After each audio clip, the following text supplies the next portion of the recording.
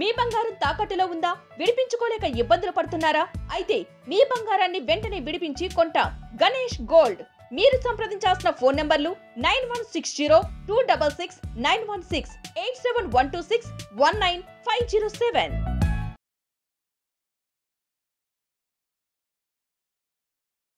Hi, hello, నమస్తే. Welcome to our channel. నేను కళ్యాణి.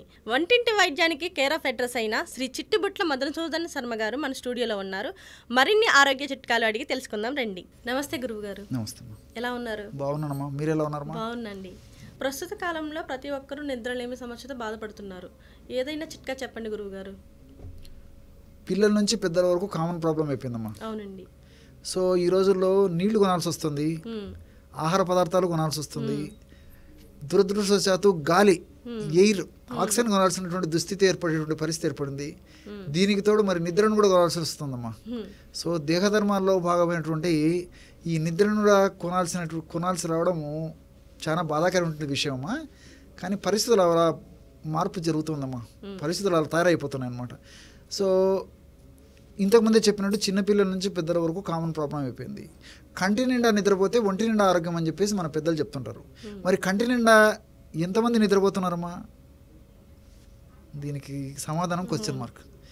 పోనీ ఎంతమందికి ఆరోగ్యం ఉంటుందమ్మా? అది క్వశ్చన్ మార్కే.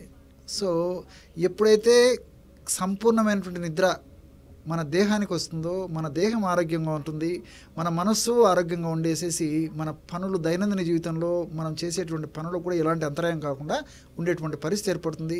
ఎలాంటి జబ్బులు రాకుండా ఉంటాయి, వచ్చినటువంటి జబ్బులు కూడా త్వరగా తగ్గేందుకు కూడా చక్కటి నిద్ర ఉపయోగపడుతుందమ్మా. అసలు నిద్ర రాకపోవడానికి కారణాలు ఏంటంటేమా, మెదడులో మెలటోనిన్ అనేటువంటి హార్మోన్ ఉత్పత్తి సరిగా కాకపోవడం, ఉత్పత్తి అయినటువంటి హార్మోన్ కూడా సరిగా పనిచేయకపోవడం.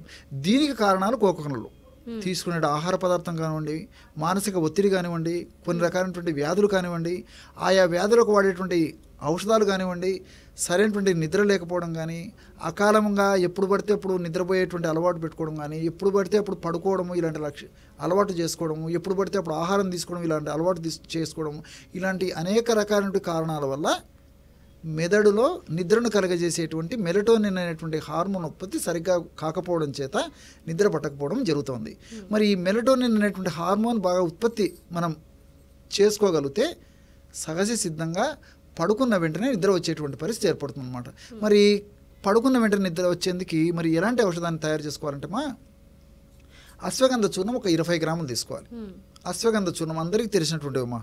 అదేవిధంగా జాజికాయలు, కిల్లి షాపుల్లో జాజికాయలు దర్శనం ఇస్తుంటాయి, అది డిపార్ట్మెంటల్ స్టోర్స్లో దర్శనం ఇస్తుంటాయి.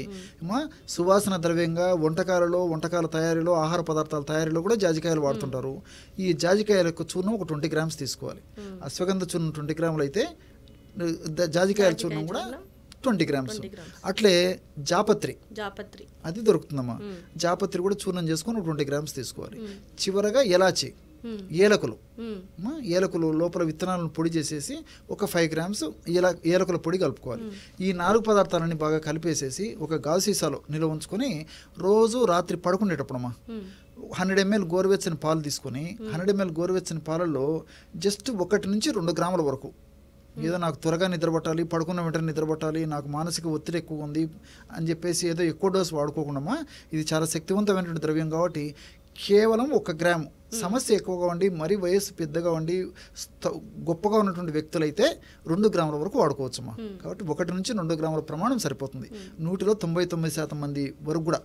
సో ఆ పద్ధతిలో 100 ml గోరువెచ్చని పాలల్లో నేను చెప్పినటువంటి పద్ధతిలో 1 నుంచి 2 గ్రాముల వరకు ఈ యొక్క పొడిని కలుపుకొని రెగ్యులర్గా తీసుకోవడం వల్ల క్రమక్రమంగా దేహంలో మార్పు వచ్చేసేసి మెదడులో మెలటోనిన్ అనేటువంటి హార్మోన్ ఉత్పత్తి బాగా జరిగి ఆ హార్మోన్ కూడా సమర్థవంతంగా సక్రమంగా పనిచేసేటువంటి పరిస్థితి ఏర్పడుతుంది. కాబట్టి నిద్ర కూడా క్రమక్రమంగా మంచి నిద్ర వచ్చేటువంటి పరిస్థితి ఏర్పడుతుంది. అలాగని చెప్పేసి మరి తీసుకున్నటువంటి రోజు నుంచే లేదు డాక్టర్ గారు చెప్పారు, ఇంతసేపు చెప్పారు, మరి నిజమా కాదా, నేను 2 రోజులు వాడాను 3 రోజులు వాడాను, నాకు ఇంకా సరిగ్గా నిద్ర లేదని చెప్పేసి కూడా చాలామంది నిరుత్సాహపడిపోవడం కూడా మేము దైనందిన జీవితంలో మా ప్రాక్టీస్లో కూడా చాలామందిని చూస్తుంటామమ్మా. కాబట్టి ఇంగ్లీష్ మందులాగా ఈ ఔషధం అలా ఉండదమ్మా. ఆయుర్వేద ఔషధాలు కొంచెం టైం టేకింగ్ అనమాట. సో ఒకటి ఒక్కసారి బాడీ సెట్ అయిపోతే ఇంకా ఆ యొక్క సమస్య భవిష్యత్తులో చాలా వరకు పునరావృతం కాకుండా ఉంటుంది. అన్ని సైడ్ బెనిఫిట్స్ ఉంటాయి అన్నమాట. కాబట్టి ఇప్పుడు ఒక వారం వాడారనుకోండి, కొంతమంది శరీర తత్వాన్ని బట్టి ఒక వారం 10 రోజుల తర్వాత మరి చక్కటి నిద్ర రావడం మొదలవుతుంది. కొంతమందికి ఇంకో 5-6 రోజులు కొంచెం టైం పడితే పడుతుందమ్మా. కాబట్టి ఏమంటే కొంచెం టైం టేకింగ్ ప్రాసెస్ కానీ రిజల్ట్ అయితే బాగుంటుంది.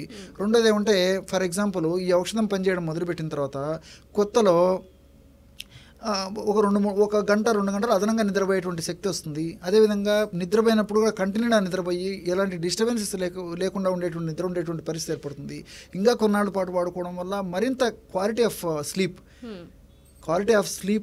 నాణ్యమైనటువంటి నిద్ర వచ్చేదానికి అవకాశం ఉంటుందమ్మా. సో ఈ విధంగా రెగ్యులర్గా వాడుకోవడం వల్ల మరి పడుకున్న వెంటనే నిద్ర వస్తుంది, సైడ్ ఎఫెక్ట్స్ ఉండవు, అన్ని సైడ్ బెనిఫిట్స్ ఉంటాయి. మరి ఈ యొక్క ఔషధాన్ని కూడా కొన్నాళ్ళ పాటు వాడి ఆపేసేసి మరి కొన్ని జాగ్రత్తలు కూడా తీసుకోవాలమ్మా. కేవలం మందుల మీదనే ఆధారపడడం కూడా మంచిది కాదు. ఎలాంటి జాగ్రత్తలు అంటే ఒకటే శయన గదిలో పడుకోవడం అలవాటు చేసుకోవాలి. అదేవిధంగా రాత్రిపూట మనకు నిద్ర వచ్చినప్పటికీ రానప్పటికీ ఖచ్చితంగా ఒకటే టైం పడుకోవడం అలవాటు చేసుకోవాలి. పడుకునేటువంటి శయన గదిలో కూడా ఎక్కువ సౌండ్స్ కానీ డిస్టర్బెన్సెస్ లేకుండా చూసుకోవాలి. అంతేకాకుండా ఎక్కువ లైటింగ్ కూడా మంచిది కదమ్మా. ఎక్కువ లైటింగ్ ఉండడం వల్ల లైటింగ్ ప్రభావం చేత ఆ లైటింగ్ కంటిలో ఉన్నటువంటి రెటినా మీద పడేసేసి మెదడులో మెలటోనిన్ అనేటువంటి నిద్రను కలుగజేసేటువంటి హార్మోన్ ఉత్పత్తిని తగ్గిస్తుంది అనమాట. అందుకే ఈ రోజుల్లో చాలా మందిని గమనిస్తుంటాం, ఈ సెల్ ఫోన్ చూసి అలవాటు పడిపోయి ఒక పటా నిద్ర పట్టదు అనమాట. ఆ లైటింగ్ ఇంపాక్ట్ కూడా చాలా ఉంటుంది. కాబట్టి మరి లైటింగ్ లేకుండా చూసుకోవాలి, ఒకే టైం పడుకోవాలి, అట్లే ఒకే టైంకు నిద్ర లేచేది అలవాటు చేసుకోవాలి. రాత్రిపూట కూడా వీలైనంత వరకు పెందలకడే ఆహారం తీసుకోవడం అలవాటు చేసుకోవాలమ్మా. ఆ పెందలకడే తీసుకునేటువంటి ఆహారం కూడా ప్రకృతి మాత ప్రసాదించినటువంటి సహజ సిద్ధమైనటువంటి ప్రకృతి సిద్ధమైనటువంటి పళ్ళు, అదేవిధంగా ఆకుకూరలు, కూరగాయలు, డ్రై నట్స్, డ్రై ఫ్రూట్స్ ఇలాంటి ఆహార పదార్థాలను తీసుకోవడానికి ప్రాధాన్యత ఇవ్వాలి. ఇలాంటి చిన్న చిన్న జాగ్రత్తలు తీసుకుంటూ నేను చెప్పినటువంటి ఔషధాన్ని కొన్నాళ్ళ పాటు వాడి ఆపేసినప్పటికీ ఈ యొక్క జాగ్రత్తల వల్ల ఆ యొక్క ఔషధ ప్రభావం చేత ఇవన్నీ కూడా సదా దేహంలో మనల్ని రక్షిస్తూ కాపాడుతుంటాయమ్మా. ఇక్కడ 1 గ్రాము 2 గ్రాముల కన్నా ఎక్కువ డోస్ తీసుకుంటే ఏమైనా సైడ్ ఎఫెక్ట్లు వచ్చే అవకాశం ఉందా గురువు? కొంతమందిలో వస్తున్నామా. ఎందుకంటే ముఖ్యంగా అశ్వగంధ అయితే పర్లేదు, కానీ ఇప్పుడు జాపత్రి ఇలాంటివన్నీ చాలా సమర్థవంతమైనటువంటి శక్తివంతమైనటువంటి ఔషధాలమ్మా.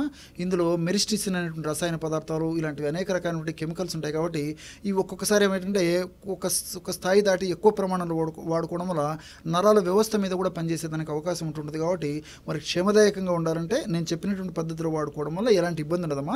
మరి డోసు ఎక్కువగా వాడుకోవడం వల్ల ఏమంటే నరాల వ్యవస్థ మీద, అదేవిధంగా జీర్ణ వ్యవస్థ మీద, అట్లే ఈ యొక్క శ్వాస వ్యవస్థ మీద, తర్వాత ఈ రక్తనాళాల మీద, ఇలాంటి వాటి మీద ఒక్కదాని మీద కూడా లివర్ మీద ఇలాంటి మీద దాని యొక్క ప్రభావం చూపించేటువంటి అవకాశం ఉంటుంది. కాబట్టి ముందు జాగ్రత్త చర్యగా సేఫ్టీ చర్యలో భాగంగా నేను చెప్పినటువంటి ప్రమాణంలో వాడుకుంటే ఎలాంటి ఇబ్బంది ఉండదమ్మా.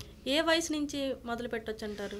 ఈ సర్వసాధారణంగా ఈ యొక్క ఔషధాన్నమ్మా మరీ చిన్నపిల్లలు కాకుండా 5 సంవత్సరాలు దాటినటువంటి పిల్లలు అందరికి వాడుకోవచ్చు. 5 సంవత్సరాలు దాటినటువంటి పిల్లల్లో కూడా ఇప్పుడు నేను చెప్పింది పెద్దవాళ్ళకి 1 నుంచి 2 గ్రాములు.